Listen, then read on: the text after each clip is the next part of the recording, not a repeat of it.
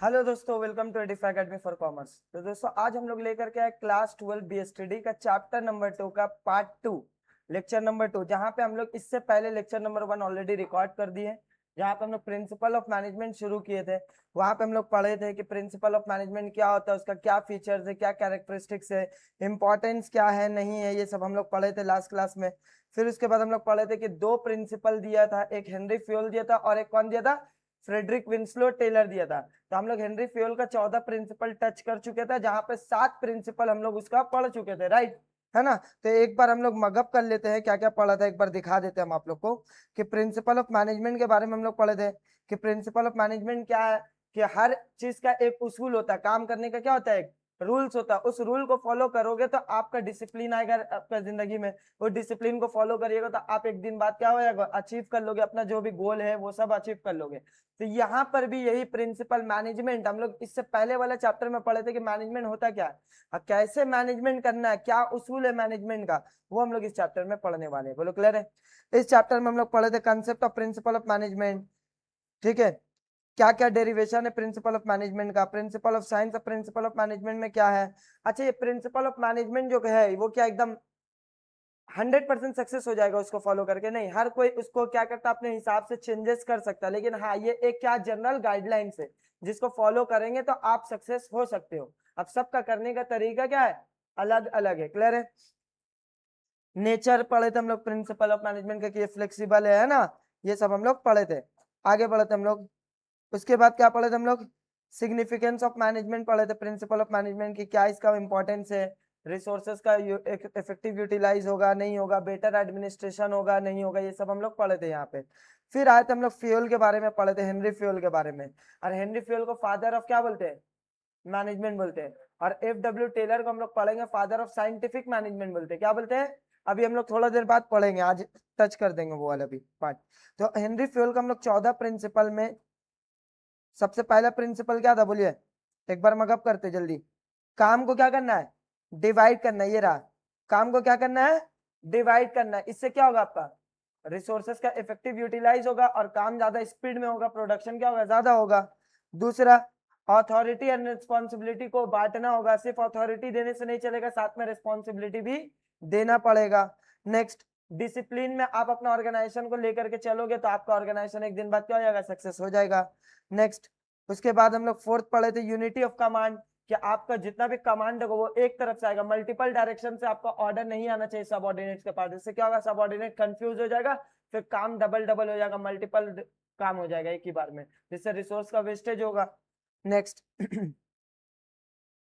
Unity of direction, direction भी एक ही तरफ से होना चाहिए ताकि सबऑर्डिनेट्स को भी पता हो कि हमारा कुछ भी क्वेरी हो या कुछ भी ग्रीवांसेस हो वो हम किसको जाकर करके बोल पाए। नेक्स्ट, आगे पढ़ते हैं। Unity of command and unity of direction जो है वो बहुत इंपॉर्टेंट है, एक बार इसको अच्छा से रीड कर लोगे, ठीक है। Next, subordinates of individual interest to general interest, एक इंसान का इंटरेस्ट नहीं होना चाहिए बल्कि जनरल इंटरेस्ट होना चाहिए। ऑर्गेनाइजेशन में हम सिर्फ ये नहीं बोलेंगे कि मेरे वजह से हुआ, मेरे वजह से हुआ, नहीं तो क्या होगा, ऑर्गेनाइजेशन डूब जाएगा। ये बोलेंगे कि हम लोग पूरा टीम वर्क लेकर के चल रहे हैं, मेरे वजह से नहीं हुआ, सबके वजह से हुआ। नेक्स्ट, आगे आते हैं।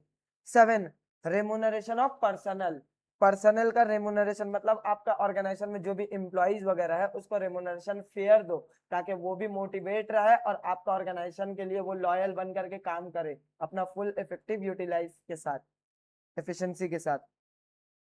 नेक्स्ट आते हैं हम लोग 7 पॉइंट से शुरू करेंगे, 7 पॉइंट से। 7 पॉइंट क्या है, सॉरी 8 पॉइंट, 7 हो चुका था। 8 पॉइंट हम लोग शुरू करेंगे जो कि क्या है, सेंट्रलाइजेशन एंड डिसेंट्रलाइजेशन। एक बार पढ़ते हैं बाबू, सेंट्रलाइजेशन एंड डिसेंट्रलाइजेशन का मतलब क्या होता है। होता क्या है, सुनो बात को अच्छे से। सेंट्रलाइजेशन एंड डिसेंट्रलाइजेशन का मतलब क्या है ना, यहाँ पे कि जैसे मान लीजिए मेरा एक ऑर्गेनाइजेशन है, मेरा एक कोचिंग है, अब हम मल्टीपल ब्रांचेस खोल लिए, अपना कोचिंग का मल्टीपल मल्टीपल जगह क्या किया, आउटलेट या ब्रांच खोल लिए, लेकिन सब आउटलेट को चला रहे अकेले हम बैठ कर करके, और कोई डिसीजन लेने वाला नहीं है, सिर्फ हम डिसीजन लेंगे। तो इसको क्या बोलेंगे, सेंट्रलाइजेशन। मतलब जितना भी डिसीजन लिया जा रहा है वो एक जगह से लिया जा रहा है, इसको क्या बोलेंगे, सेंट्रलाइजेशन। और डिसेंट्रलाइजेशन का मतलब क्या, कि हम अपना काम को क्या करेंगे, आउटसोर्स कर देंगे, बांट देंगे दूसरों को।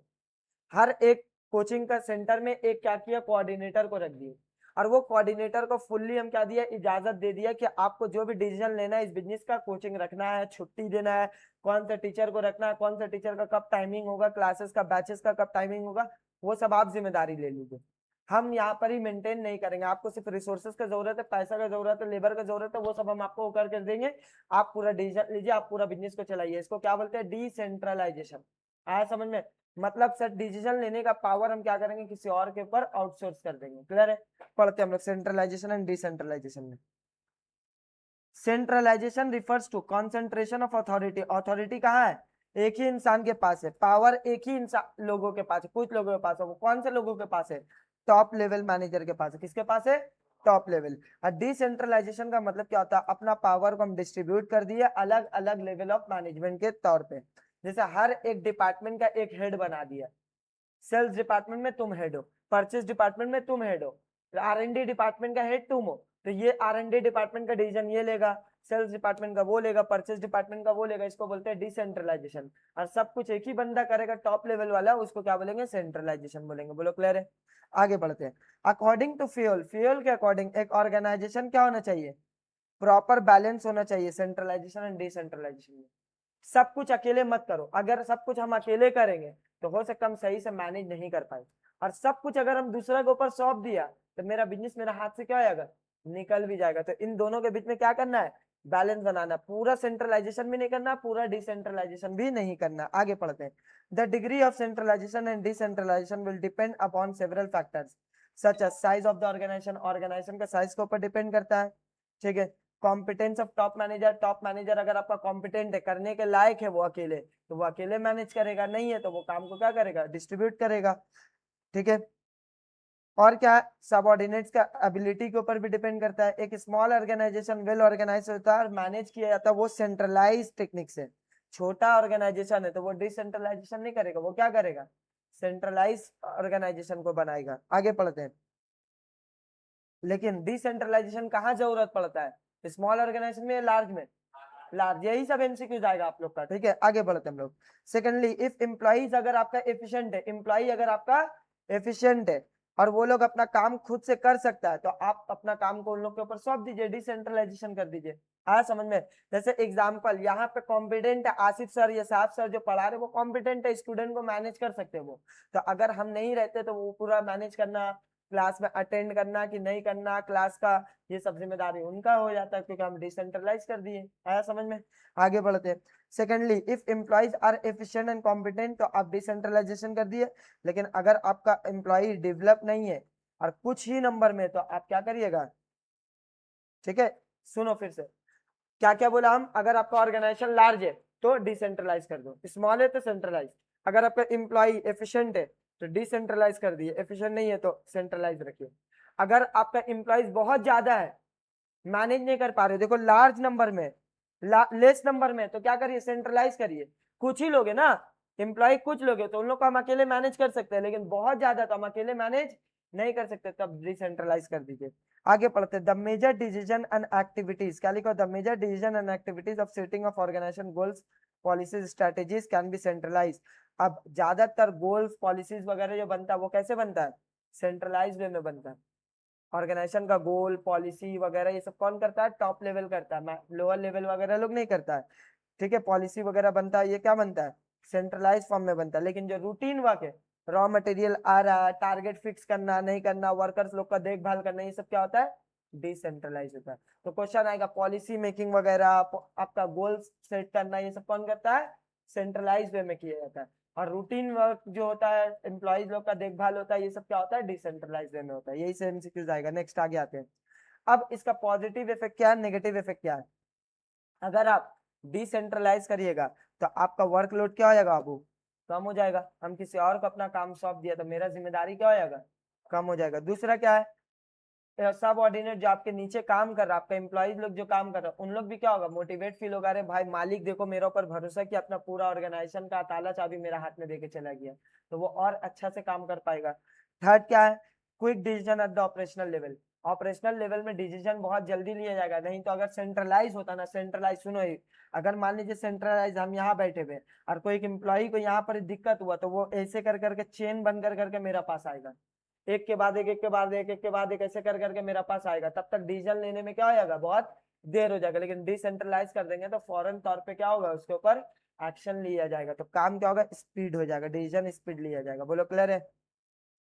और अगर आप सेंट्रलाइज या डिसेंट्रलाइज नहीं करोगे, वायलेट करिएगा, तो क्या नुकसानात होगा, डिमेरिट्स क्या होगा, वो पढ़ते हम लोग। एक्सेसिव सेंट्रलाइज कर दीजिएगा अगर आप, excessive centralise will result in delay in decision making and action. अगर आप बहुत ज्यादा सेंट्रलाइज वे में करिएगा तो डिसीजन लेने में क्या होगा, देरी बहुत ज्यादा होगा, दिक्कत होगा। समझ में आ रहा।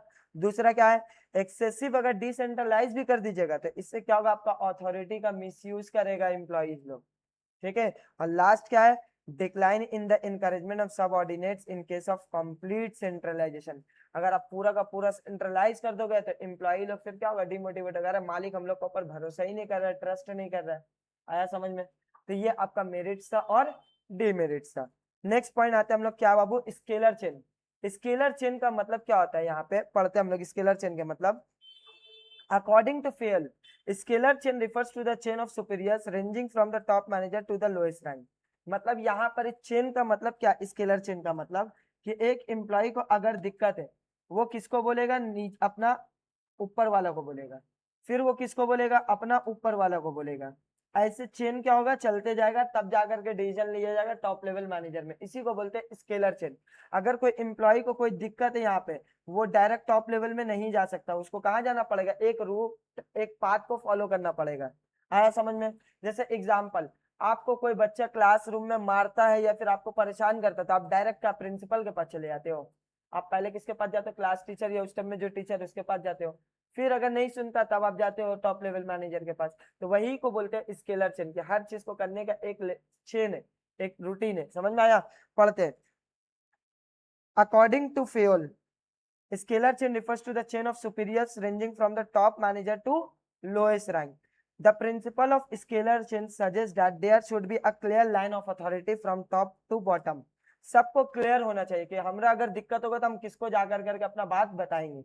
आगे पढ़ते हैं। The scalar chain serve as chain of command as well as chain of communication. आपको कम्युनिकेट किसको करना है, आपको कमांड कौन देगा नहीं देगा, ये सब चीज आपको पता होता है। नेक्स्ट आगे बढ़ते हैं। It is considered as a chain of command because orders and instruction issued by higher level manager flow करता है इमीडिएट इंटरमीडिएट मैनेजर के द्वारा होते होते किसके पास पहुंचता है, लोअर लेवल। मतलब जो भी डिसीजन लिया टॉप लेवल, वो लोअर लेवल तक का पहुंचने तक का जो पहुंचाता कौन है, इंटरमीडिएट, बीच में जो पहुंचाता है। ये जो रूटीन पाथ एक दूसरे से जो मिला रहा है, यही को बोलते हैं स्केलर चेन बोलते हैं। आगे पढ़ते हैं। The scalar chain also work as the chain of communication. इसको चेन ऑफ कम्युनिकेशन भी बोलते हैं, याद रखिएगा। स्केलर चेन को क्या बोलते हैं, चेन ऑफ कम्युनिकेशन, अंडरलाइन कर लीजिएगा। आगे क्या बोला, जितना भी कम्युनिकेशन डाउनवर्ड से अपवर्ड या अपवर्ड से डाउनवर्ड जो जाता है, वो एक चेन के थ्रू जाना चाहिए, है ना। डायरेक्ट आप नहीं जा सकते। उसी तरह ऑर्डर या इंस्ट्रक्शन भी हेड ऑफ द डिपार्टमेंट से कहा जाएगा, सबऑर्डिनेट्स के पास, इंटरमीडिएट, फिर उससे किसके पास जाएगा, लोअर लेवल के पास जाएगा। बोलो क्लियर है, जल्दी बोलिए। जैसे एग्जाम्पल यहाँ पर दिया figure 1, scalar chain. Top level manager है, ठीक है, आपका कम्युनिकेट कर रहा है जी को, तो मैसेज जो जाएगा वो किसके थ्रू जाएगा, if D has to communicate with G, तो वो जी जो है जी के पास कैसे जाएगा, सी बी ए के थ्रू होकर करके जाएगा। तो ये जो ए ई एफ जी जो है, ये क्या आपका कम्युनिकेशन का रूट है। तो यहाँ पर आपको क्या बोलेंगे हम लोग, स्केलर चेन बोलेंगे, ठीक है। लेकिन लेकिन लेकिन सुनिए, हम यहाँ पे आपको फिर से बता दे रहे डायग्राम बना करके। ये अगर ए लेवल है, टॉप लेवल, वो किसके पास जाएगा, बी के पास जाएगा, बी किसके पास जाएगा, सी के पास जाएगा, सी किसके पास जाएगा, डी के पास जाएगा, ठीक है। लेकिन अगर मान लो बी और डी में आपस में डायरेक्ट बात करना है, बी और डी में, बीच में कौन है इन लोग का बात करने के लिए, सी है। लेकिन बी और डी अगर डायरेक्ट बात कर रहा है, इसी को बोलते हैं गैंग प्लैंक। क्या बोलते हैं, gang Planck.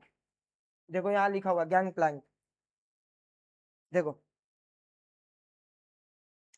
The concept gang plank D को परमिट कर रहा है डायरेक्ट, वो किससे बात कर सकता है, जी से बात कर सकता है। लेकिन कब, जब आपका अर्जेंट मैटर हो, ठीक है, जब आपका ऑर्गेनाइजेशन को बहुत ज्यादा थ्रेट है कि हम इतना रूट पाथ फॉलो करेंगे तो बहुत देर हो जाएगा, तो हमको जल्दी बात करना है, तो हम जाकर के बात कर सकते हैं। ये फ्यूल परमिशन दिया कि ऐसा कर सकता है, इसको करने का परमिशन को क्या बोलते हैं, गैंग प्लान बोलते हैं। बोलो क्लियर है।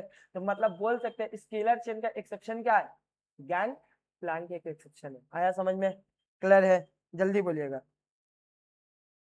मतलब सेम लेवल को कम्युनिकेट करने का, डायरेक्टली एक लेवल में कम्युनिकेट करने का। देखो लिखा हुआ है द जनरल गैंग प्लैंक का मतलब क्या है? The gang plank allows employees at the same level to communicate directly with each other. बोलो क्लियर है बाबू? जल्दी बोलो। देख लीजिए यहाँ पर डी और जी डायरेक्ट डायग्राम भी बना हुआ। डी और जी जो डायरेक्ट बात कर रहे हैं एक दूसरे से, इसको क्या बोलेंगे? गैंग प्लैंक बोलेंगे। क्लियर है? जल्दी बोलिए। चलिए, इसका पॉजिटिव इफेक्ट पढ़ते क्या है? पहला, कम्युनिकेशन स्मूथली होगा, इंस्ट्रक्शन और ऑर्डर्स वगैरह एकदम स्मूथ पहुंच सकेगा एक के बाद एक। दूसरा क्या है? अथॉरिटी और रिस्पॉन्सिबिलिटी, सबको पता चलेगा किसका क्या अथॉरिटी क्या रिस्पॉन्सिबिलिटी है। थर्ड क्या है? Unity of command in the organization, हर एक इंसान को पता है कि कमांड एक तरफ से आएगा, हमको ऑर्डर जाएगा वो एक तरफ से, 10 जगह से नहीं आएगा। आया समझ में? नेक्स्ट, इसका एडवर्स इफेक्ट क्या है? कम्युनिकेशन गैप हो जाता है बहुत बार, हम बात करने जाएंगे बहुत देर होता है ऑर्गेनाइजेशन में, कुछ भी डिसीजन लेने में वो बहुत ज्यादा देरी हो जाएगा। देखो, अथॉरिटी एंड रिस्पॉन्सिबिलिटी का भी सही से पता नहीं रहता है, तो ये आपका डीमेरिट से और मेरिट से। बोलो कोई दिक्कत है? जल्दी बोलिए। यहाँ तक कोई दिक्कत नहीं होना चाहिए। 10 नंबर हम लोग पढ़ते हैं ऑर्डर। अब सुनो, हमको अभी भी याद है ना, हम जब बीकॉम में पढ़ाई करने गए थे तो ऑर्डर का मतलब हमको एक मैम क्या बताई थी, गलत पढ़ा करके गई थी। अब मेरा 10 11 12 में बीएसटी था नहीं, ठीक है, तो वहां पर मैम बोल करके चली गई थी कि ऑर्डर का मतलब क्या होता है कि टॉप लेवल मैनेजर अपना लोअर लेवल मैनेजर को जो भी ऑर्डर देता, काम कैसे करना है नहीं करना है, उसी को ऑर्डर बोलते हैं। तो हमको लगा सही बोलती होगी, लेकिन जब मेरा बगल में जो दोस्त लोग था उन लोग का पढ़ा हुआ था बीएसटी, उन लोग एक दूसरे का मुंह देखने लगा। उन लोग बोला भाई गलत पढ़ा रही है, हम बोला गलत पढ़ा रही तो कई लोग बता क्या सही है। तो मेरा दोस्त लोग बोला कि ऑर्डर का मतलब क्या होता है ना, कि हर काम करने का एक तरीका होता है, एक सीक्वेंस ऑफ सीरीज होता है। आप अचानक से डायरेक्ट कोई काम करने जाओगे तो हर एक लाइन बाय लाइन आपको क्या करना पड़ेगा, उस काम को फॉलो करना पड़ेगा। इसी को बोलते हैं ऑर्डर। जैसे आप लोग अकाउंटेंसी रिकॉर्ड करते हो तो सबसे पहले अकाउंटेंसी क्या करते हो आप लोग? जर्नल बनाते हो, जर्नल से फिर लेजर, लेजर से ट्रायल बैलेंस, देन जाते हैं फाइनल अकाउंट बनता है। तो ये क्या एक ऑर्डर है? आप डायरेक्ट फाइनल अकाउंट बना लोगे बिना जनरल रिकॉर्ड किए? नहीं ना, तो हर काम करने का एक क्या है, सीक्वेंस है, ऑर्डर है, तरीका है। इसी को ऑर्डर बोलते हैं, ना कि top level manager lower level manager को ऑर्डर दे रहा। तो मैम वहां पे गलत बताई थी और मेरा दोस्त सही बताया था। आया बात समझ में? तो यहाँ पे इसी के लिए बोला जाता है बीएसटी बहुत कोई उल्टा सीधा पढ़ा करके चले जाते हैं। ये सब्जेक्ट इजी है, खुद से पढ़ा जा सकता है, लेकिन फिर भी गाइडेंस मिल जाता है, कुछ कुछ चीज ज्यादा अच्छे से पता चलता है। जैसे एक एग्जांपल अगर हम आपको दे ऑर्डर का, और एक एग्जांपल दे, तो आप मेडिकल शॉप में जाते हो, जो बड़ा बड़ा मेडिकल शॉप में आप प्रेस्क्रिप्शन जब देते हो मेडिकल शॉप में, तो वो लोग कंप्यूटर में बैठ करके क्या करता है, उस दवा को सर्च मारता है अपना स्टॉक में, और देखता है कि वो दवाई है कि नहीं है, और है तो कौन सा शेल में, कौन सा बॉक्स में, कौन सा इसमें रखा हुआ है, ड्रॉअर में रखा हुआ है। वो सीधा जाता है, वही ड्रॉअर खुलता है, डब्बा का पत्ता निकालता है, एक पत्ता आपको निकाल करके एक दवाई दे देता है मेडिसिन का। लेकिन लोकल एरिया में जो मेडिसिन शॉप में जाते हो आप, क्या करते हैं वो लोग, प्रेस्क्रिप्शन लेकर के 10 डब्बा निकालेगा, खोजेगा, तब तक का तो डॉक्टर का पेशेंट जो है वो मर करके पड़ जाएगा, है ना। तो ये काम अगर आप ऑर्डर वाइज करोगे, सही तरीका से करोगे, तो आपका काम स्मूथली भी होगा और जल्दी भी होगा। समझ में आया? ये होता है ऑर्डर का मतलब। आया समझ में? क्लियर है? पढ़ते हम लोग ऑर्डर का मतलब। According to this principle in an organization there should be a suitable place for everything. हर काम करने का एक सुइटेबल क्या है, प्लेस है, ठीक है, हर एक लोगों के लिए। हर चीज, everything and everyone should be at right place. In other words, आपका क्या करना है, आपका ऑर्गेनाइजेशन को क्या करना है, ऑर्डर वाइज काम करना है। जैसे एग्जांपल, मटेरियल को ऑर्डर वाइज काम करना, मटेरियल आपका ऑर्डर में रहना चाहिए, कौन सा मटेरियल पहले लगेगा, कौन सा इक्विपमेंट कहाँ रखना है नहीं रखना है ना। इसको क्या बोलते हैं, राइट प्लेस में रहना चाहिए, नहीं तो खोजने में बहुत दिक्कत होगा। दूसरा क्या है, सोशल ऑर्डर। सोशल ऑर्डर का मतलब क्या, अरेंजमेंट ऑफ पीपल, लोगों को भी आपको क्या करना है, सही से अरेंज करना है। एग्जाम्पल, अगर कोई अकाउंटेंसी का बंदा है, कॉमर्स का बंदा है, तो उसको कॉमर्स डिपार्टमेंट या अकाउंटेंसी डिपार्टमेंट में, फाइनेंस डिपार्टमेंट में रखेंगे। कोई अगर डिसीजन लेने वाले एमबीए वगैरह, तो उसको टॉप लेवल मैनेजर में रखेंगे। कोई आईआईटीएन है तो उसको टेक्नोलॉजी के मामले में हम रखेंगे। तो राइट पर्सन राइट प्लेस में रखना चाहिए। पढ़िए, social order required that there should be a proper work place, seat होना चाहिए, कैबिन सही से होना चाहिए, है ना, ये सब आपका होना चाहिए। अगर आपका नहीं होगा, इसका वायलेट करिएगा तो क्योस हो जाएगा, इनएफिशिएंसी होगा। क्योस मतलब एग्जाम्पल जैसे अगर लो कि हम एक ही टाइम में बेंच वगैरह नहीं लगाए या फिर तुम्हारा फैन वगैरह नहीं लगाए, तो पढ़ाई के टाइम में मान लो स्टूडेंट ज्यादा फैन कम है, तो केओस होगा ना, वहां से वो फैन टानेगा, वहां से वो फैन टानेगा, है ना। ऑफिस में अगर रखने का फाइल वगैरह का अपना कैबिनेट वगैरह नहीं देंगे, सब एक ही जगह रखेगा, इससे क्या होगा, जितना पेपर्स वगैरह मिल जाएगा एक दूसरे से, खोजने में दिक्कत होगा। समझ में आ रहा है, इसी को बोलते हैं केओस मच जाना। क्लियर है, आगे बढ़ते हैं। इसका पॉजिटिव इफेक्ट और नेगेटिव इफेक्ट पढ़ते हैं। क्या होगा, ह्यूमन और फिजिकल रिसोर्स आपका इफेक्टिव यूटिलाइज होगा। दूसरा, टाइम का वेस्ट वगैरह नहीं होगा खोजने में, टूल्स वगैरह मटेरियल्स वगैरह, और सिस्टमेटिक वे में स्मूथली क्या होते रहेगा, काम होता रहेगा। वायलेट करिएगा तो क्या होगा, आपका बहुत सारा टूल्स मटेरियल वगैरह वेस्ट होगा। दूसरा क्या है, लोगों से कांटेक्ट करने में जरूरत के टाइम में आपको दिक्कत होगा। तीसरा क्या है, टाइम वगैरह आपका मेन मटेरियल खोजने में दिक्कत होगा। और लास्ट क्या, आपका पॉसिबिलिटी ऑफ एक्सीडेंट होने का भी संभावना बढ़ जाएगा। हम एक्सीडेंट होने का मतलब है सामान गिरे पड़ेगा, हरा जाएगा, गुम हो जाएगा, एक ही जगह में काम करने सही से डस्टबिन नहीं है, ये नहीं है, तो बहुत सारा मामला हो जाएगा, दिक्कत होगा। इंपॉर्टेंट डॉक्यूमेंट डस्टबिन में चला जाएगा, ये सब एक्सीडेंट का बात आया यहाँ पे। चलिए अब आते बाबू, 10 पॉइंट भी पढ़ लिया हम लोग, 11 नंबर पॉइंट में आते, क्या है, इक्विटी। क्या है, इक्विटी। इक्विटी का मतलब क्या होता है, हर ऑर्गेनाइजेशन में जितना भी इम्प्लॉइज वगैरह है, सब क्या है, इक्वल है, कोई बड़ा छोटा भेदभाव नहीं होना चाहिए। ऑर्गेनाइजेशन में टॉप लेवल मैनेजर खाली ये नहीं बोलेगा कि हम किया, बल्कि ये बोलेगा कि हम लोग सब मिल करके किया। आया समझ में, तभी जाकर के वो ऑर्गेनाइजेशन अच्छा ग्रो करेगा और मिल करके सक्सेस करेगा। क्लियर है, इक्विटी पढ़ते। Equity refers to kind and fair just treatment to employees. आपको एम्प्लॉय लोग को क्या करना है, इज्जत से व्यवहार करना है, उन लोग को रेस्पेक्टफुली ट्रीट करना है। ठीक है, एम्प्लॉइज अपना एफर्ट तभी डालेगा जब उन लोग के साथ अच्छा व्यवहार किया जाएगा। ठीक है, इक्विटी का मतलब ये नहीं हो रहा कि उन लोग को सैलरी इक्वल दो, पीयून को भी जितना सैलरी दे रहे, सुपरवाइजर को भी उतना ही सैलरी दे, नहीं, हर इंसान का सैलरी उसका कैपेबिलिटी के अकॉर्डिंग फिक्स किया जाएगा, लेकिन ट्रीटमेंट सबको क्या किया जाएगा, सेम किया जाएगा। आया समझ में, मतलब अगर कोई मान लो ऑर्गेनाइजेशन में मान लो ड्रंक होकर के आना मना है, अगर आप ड्रंक होकर के आइएगा तो आपको टर्मिनेट किया जाएगा। तो ये एक चपरासी के लिए भी, एक क्लर्क के लिए भी वही रूल है, और एक टॉप लेवल मैनेजर सूट वगैरह पहन के आ रहा है उसके लिए भी सेम है। अगर वो भी ड्रंक होकर के आएगा उसको भी निकाला जाएगा, और चपरासी अगर ड्रंक होकर के आएगा तो उसको भी निकाला जाएगा। आगे पढ़ते हैं। फेयर ट्रीटमेंट किया जाए, सबको रिवॉर्ड वगैरह एक इक्वल दिया जाए, कोई को अनड्यू फेवर या फालतू का फेवर वगैरह नहीं दिया जाए, है ना। बहुत को होता है, बहुत सारे ऑर्गेनाइजेशन में खास करके अगर बॉस मेल है तो वो लड़कियों को क्या करता है, ज्यादा फेवर करता है, अगर लड़की बॉस है तो वो लड़का लोग को ज्यादा फेवर करता है, जेंडर अपोजिट वाला मामला चलता है ना। ये होता है हर ऑर्गेनाइजेशन में, तो ज्यादातर लड़कियों को फेवर किया जाता है, ये बात सच है, बुरा मत मानना, हम भी लड़की लोग के साथ है, जय लड़की। चलिए आगे बढ़िए। The manager should not give undue favour वगैरह नहीं दे। The workers performing similar job should be paid same wage rate दे, अगर कोई सेम जॉब कर रहा है तो सेम वेज रेट दे। ठीक है, यही बोलने का मतलब है। आगे पढ़ते हम लोग, पॉजिटिव इफेक्ट पढ़ते हैं। Employees are satisfy and the morale is higher. इससे एम्प्लॉय लोग क्या रहेगा, सेटिस्फाई रहेगा, उन लोग का मोरल हाई रहेगा। There are cordial relation between supervisor and subordinate. Subordinate और सुपरवाइजर के बीच में एक अच्छा रिलेशनशिप मेंटेन होगा। नेक्स्ट, आगे बढ़ते हैं लोग। एडवर्स इफेक्ट क्या है, एम्प्लॉइज अगर आप इसका वायलेट करोगे, वायलेट मतलब इक्विटी अगर नहीं करोगे आप अपना ऑर्गेनाइजेशन में, तो एम्प्लॉय लोग क्या होगा, डिससेटिस्फाई होगा। दूसरा क्या, unhealthy relation between supervisor and subordinate के बीच में रिलेशन अच्छा नहीं बन करके आएगा। और एग्रीव एम्प्लॉइज में लिव द ऑर्गेनाइजेशन, बहुत बार ऐसा होता है कि छोड़ करके भी चला जाता है। ठीक है, 12 number point, stability of tenure of personal. सुनिएगा, पर्सनल का मतलब हम बार बार आप लोग को बोल दिया कि ऑर्गेनाइजेशन में जो भी एम्प्लॉइज वगैरह लोग हैं, ह्यूमन वर्कर्स लोग हैं, उन लोग को क्या बोलते हैं, पर्सनल बोलते हैं। क्लियर है, अब आपका ऑर्गेनाइजेशन में जो भी एम्प्लॉइज काम कर रहा है उसका टेन्योरिटी को क्या करो, फिक्स करो। ऐसा नहीं कि आज वो काम में आया कल उसको काम से क्या कर दिया, हम निकाल दिया, जरा सा प्रोसेस डाउन चला हम उसको काम से निकाल दिया। हालांकि आज के टाइम में ऑर्गेनाइजेशन में ऐसे ही होता है, जरा सा कोई ऑर्गेनाइजेशन का कोई प्रोसेस सही काम नहीं करता है या फिर उन लोग का उतना इनकम नहीं आता है, तो प्रोसेस को बंद करके जितना भी एम्प्लॉइज लोग है सबको क्या करता है, वो लोग टर्मिनेट कर देता, ले ऑफ कर देता। ले ऑफ एक वर्ड है जहाँ पर एम्प्लॉइज लोग को खुद से क्या करता है ऑर्गेनाइजेशन, बोलता है कि भैया अब हम आप लोग को काम पे नहीं रख सकेंगे क्योंकि मेरा कैपेबिलिटी नहीं, इसको बोलते हैं ले ऑफ कर देना। तो ये चीज नहीं होना चाहिए एक अच्छा ऑर्गेनाइजेशन में। क्लियर है, समझ में आया।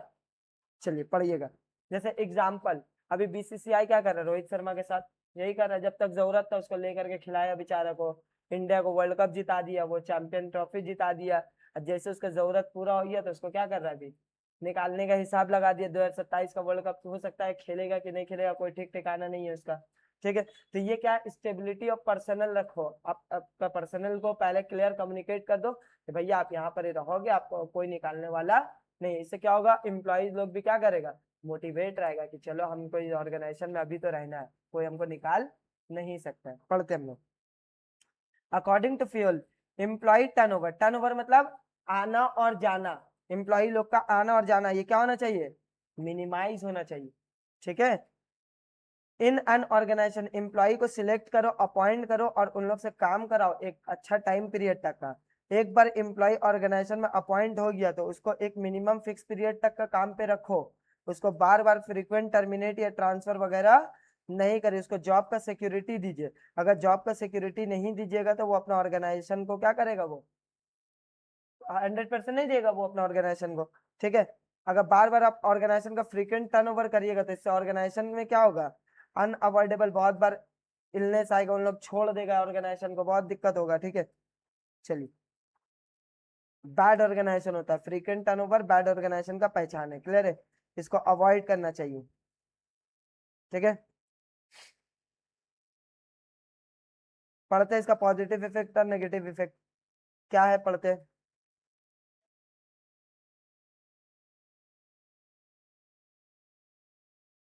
12 नंबर था ना, employees get job security, employees लोग को क्या मिलेगा, जॉब का सिक्योरिटी मिलेगा। दूसरा पढ़िए क्या है, improve efficiency level of employees, employees का एफिशिएंसी क्या हो जाएगा, बढ़ जाएगा। दूसरा, टाइम और रिसोर्सेज का वेस्टेज नहीं करेगा, फुल एफर्ट डालेगा वो लोग अपना ऑर्गेनाइजेशन में। प्रोडक्टिविटी आपका क्या होगा, हैम्पर नहीं होगा। अगर तुम बार बार ढुकाओगे निकालोगे एम्प्लॉइज लोग को तो जाहिर सा बात है, कोई एम्प्लॉय नया आएगा तो उसको ट्रेनिंग कराने में टाइम लगता है ना। लेकिन अगर पुराना ही एम्प्लॉइज है तो उसको इतना ट्रेनिंग का टाइम नहीं चाहिए, वो तुरंत ऑर्गेनाइजेशन में क्या कर सकता है, वो सरवाइव कर सकता है। तो प्रोडक्टिविटी इससे बढ़ जाएगा। Rate of labour turnover slow हो जाएगा। ठीक है, कॉस्ट ऑफ रिक्रूटमेंट, रिक्रूट जो करते हो सिलेक्ट करते हो तो उसमें खर्चा नहीं लगता है, खर्चा लगता है ना। जैसे बड़ा बड़ा कैंपसिंग होता है कॉलेज वगैरह में, तो जो कैंपसिंग आता है लेने के लिए, जो इंटरव्यू लेने आता है तो क्या फ्री में आता होगा, वो लोग पैसा चार्ज करता है, तो वो सब कॉस्ट आपका क्या आएगा, कम हो जाएगा। दूसरा क्या है, आपका ऑर्गेनाइजेशन का एफिशिएंसी बढ़ जाएगा और रेपुटेशन भी क्या होगा, बढ़ जाएगा आपका ऑर्गेनाइजेशन में। देखोगे जितना भी बीपीओ कंपनी है उन सब बीपीओ कंपनी में विप्रो, टीसीएस, बहुत ज्यादा नाम है उन सब बीपीओ का। बीपीओ तो कोलकाता में बहुत सारे हैं, 1000 बीपीओ होगा, लेकिन टीसीएस, विप्रो ये सब क्या है, बड़ा कंपनी है। इन्फोसिस वगैरह ये सब क्या है, बड़ा कंपनी है। क्यों, क्योंकि यहाँ पर एम्प्लॉयज लोग को जल्दी निकालता नहीं है, तो यहाँ पर जो काम करता है ना एम्प्लॉयज लोग, वो लोग कहीं ना कहीं सेफ फील करता है, सिक्योर फील करता है। तो वहां पर काम करने का लोगों का क्या होता है, एक इच्छा होता है कि वहां पर हमको जॉब मिल जाए भाई कहीं से भी। इससे क्या होता है, वो ऑर्गेनाइजेशन का एक गुडविल मार्केट में क्या होता है, क्रिएट होता है। क्लियर है, आगे बढ़ते हैं। वायलेशन, वेस्टेज ऑफ रिसोर्सेज, अगर आप इसको वायलेट नहीं करिएगा तो आपका नया जॉब में खोजते खोजते आपका रिसोर्सेज का वेस्टेज होगा। दूसरा, frustration and dissatisfaction among employees, employees लोग डिससेटिस्फाई रहेगा, 100% एफिशिएंसी के साथ काम नहीं करेगा। इससे रेपुटेशन भी आपका खराब होगा और बार बार ट्रेनिंग और रिक्रूटमेंट का खर्चा भी आपका बढ़ेगा। क्लियर है। 13 पॉइंट क्या है, इनिशिएटिव, क्या है, इनिशिएटिव, इनिशिएटिव लेना पड़ेगा। Initiative refers to chalking out the plan and then implementing the same. आपको सबसे पहले क्या करना है, प्लान को बोर्ड में लिखना है, फिर उस प्लान को क्या करना है, एग्जीक्यूट करवाना है। इसी को बोलते हैं इनिशिएट करना। क्या करना है, इनिशिएट मतलब काम को शुरुआत करना, जो आप सोचे अब उसको अमल में लाना, प्रोसेस में लाना, इसी को क्या बोलते हैं, इनिशिएटिव। आज जो पहला स्टेप लेते हो वही को बोलते हैं इनिशिएटिव। आ समझ में, क्लियर है। जैसे एग्जाम्पल, हम प्लान बनाया कि एक मर्डरर को पकड़ना है हमको, ठीक है, ये प्लान बना लिया। सबसे पहला स्टेप क्या करेंगे हम लोग, सबसे पहले क्या करेंगे हम लोग, उसका आसपास जहां पर पकड़ेंगे हम लोग को, जहां से टिप मिला कि वो कहाँ है, वहां पर जा करके क्या करेंगे हम लोग, बैठ जाएंगे, जैसे नजर आएगा उसको पकड़ लेंगे। तो ये होता है इनिशिएटिव। जो भी आपका ऑर्गेनाइजेशन का गोल है, पॉलिसी है, उसको क्या करना, एग्जीक्यूट करना, इसी को क्या बोलते हैं, इनिशिएटिव लेना। आगे पढ़ते हैं।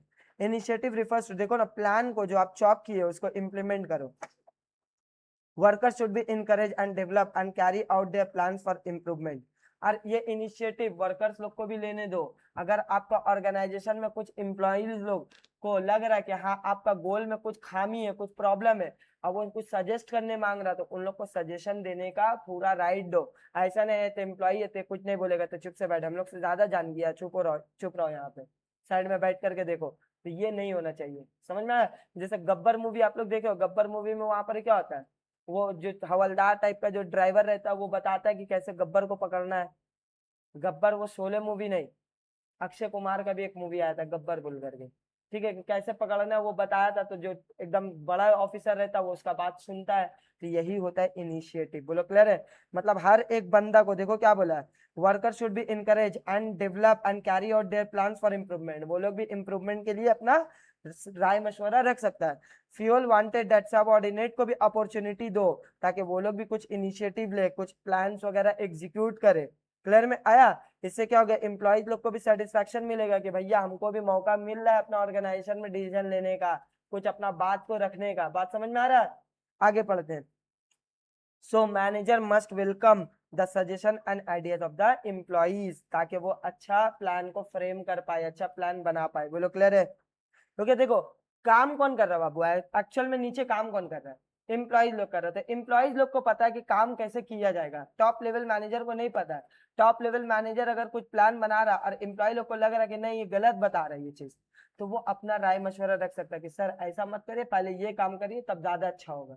आया समझ में? क्लियर है? चलिए, पॉजिटिव इफेक्ट क्या है इससे, थिंकिंग पावर क्या हो जाएगा आपका, बढ़ जाएगा। और ऐसे भी मशवरा से क्या होता है, बरकत होता है, पता है ना, मशवरा करने से क्या होता है, बरकत होता है। ठीक है, तो आपका थिंकिंग एम्प्लॉइज लोग का क्या हो जाएगा, बढ़ जाएगा थिंकिंग पावर। कोऑपरेशन बढ़ जाएगा आपका, डिसीजन लेने में एम्प्लॉइज और लेबर के बीच में क्या होगा, कोऑपरेशन बढ़ जाएगा। तीसरा, अटैचमेंट हो जाएगा एम्प्लॉइज को ऑर्गेनाइजेशन से कि भैया ये ऑर्गेनाइजेशन मेरा भी बात सुने, चलो हम इस ऑर्गेनाइजेशन के लिए थोड़ा मेहनत ज्यादा करते हैं।